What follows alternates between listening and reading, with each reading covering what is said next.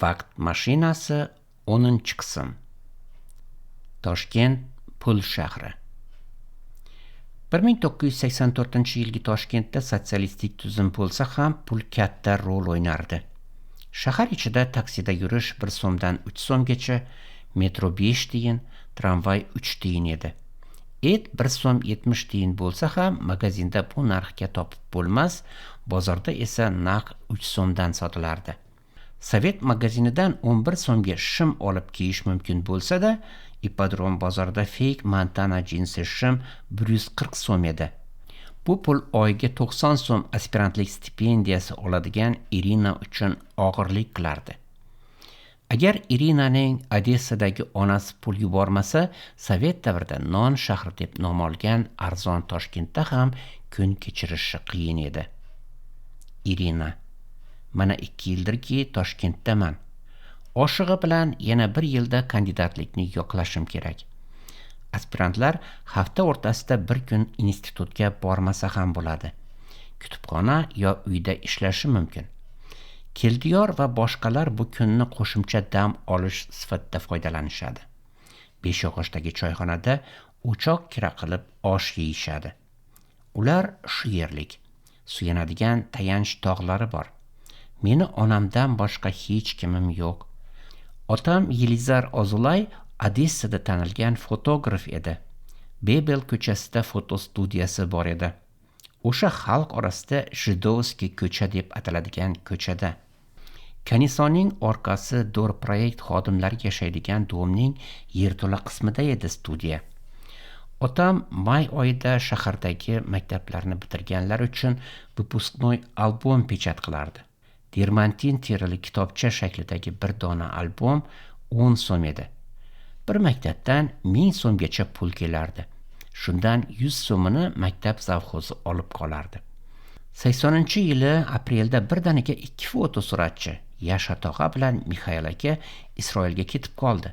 Ularning zakazini ham otam oldi. Taxminan bir minilgan Moskvich olishga yetarli pul olib berishdi. Onam Dor proyektda chertyojchi bo'lib ishlagani uchun Dor proyekt uy bergandi. Boshqa beton uylar bilan solishtirganda sharoiti ancha yaxshi, shifti baland, g'ishtdan qurilgan, keng mo'l balkoni bor edi. Onam hozir ham o'sha uyda yashaydi. Uyimiz 3-qavatda. Otamning suratxonasi yerto'lada. O'sha kunlari kechasi soat 10largacha ishlardi. Qizim, bugun ishlarimni bitirib qo'yaman. Ertaga shanba ishlamaymiz. Alliy Parusi kafesiga olib boraman. Luna parkda aylanamiz deb peshonamdan o'pdi.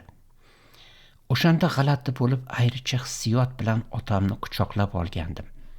O'sha kech otam ishdan qaytmadi. Xavotirlanib, onam bilan pastga tushdik. Studiya eshigi qiya ochiq edi. Odatda kechqurun otam eshikni yopib ishlardi. Ichkariga kirdik. Salonni aylanib o'tib, negativ proyavka qiladigan xonada qizil chiroq yonib turganini ko'rdim. Pul turadigan seyf lang ochiq. Ey Xudoyim, eslasam hozir ham yig'layman. O'sha kuni otamni o'ldirib ketishgandi. Sal o'tib kelgan militsionerlar otam so'yilgan pichoqni hovlidan topib kelishdi. 17 yoshimda otasiz yetim qoldim. Shanba kuni qarindoshlar pul keltirishdi. Otamni ko'mish va boshqa xarajatlar uchun. Otamning studiyasini onam yuritsa bo'lmaydimi deyishdi. Onam istamadi. Birinchidan, eri so'yilgan studiyada ishlashni xohlamadi. Ikkinchidan, Dor proyektdagi ishdan ketsa, xizmat uyini topshirishi kerak edi. Studiyani uzoq qarindoshimiz Abram yuritadigan yoshi ulug' qarindoshlar talabi bilan 10 yil mobaynida bizga har oy 150 so'm berib turadigan bo'ldi.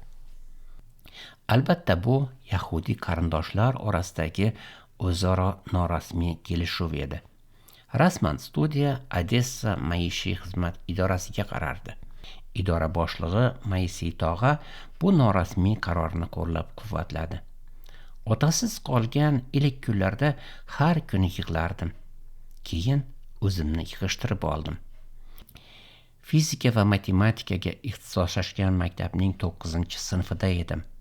Maktabni oltin medalga bitirdim. Bitirgan yilim Kiyev universitetida elektrodinamika va kvant fizikasi fakulteti ochilgandi.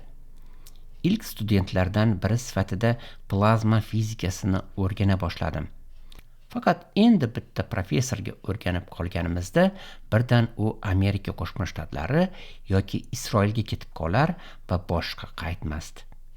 Ko'z o'ngimda Odessaning 1/3 aholisi SSRdan ko'chib ketgandi.